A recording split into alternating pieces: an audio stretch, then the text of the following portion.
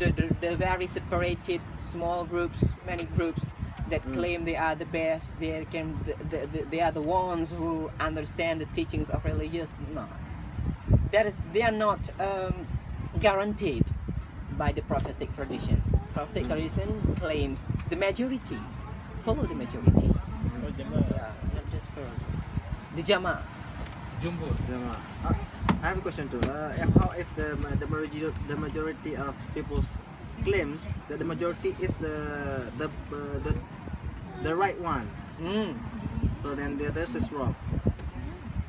The others is wrong. Yeah, at least you know the arguments, you know the evidence. Why do they say the others are wrong? So when it fits your background knowledge, so I cannot say the actual case of this. You see the majority. Every one of us here realize which one is majority, which one is the minority. I have no reason to blame what the majority say, since they are full of evidence. Which one do you need?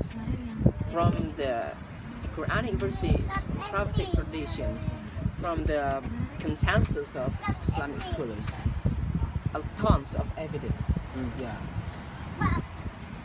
Yeah, we have evidence to support majority. But I heard that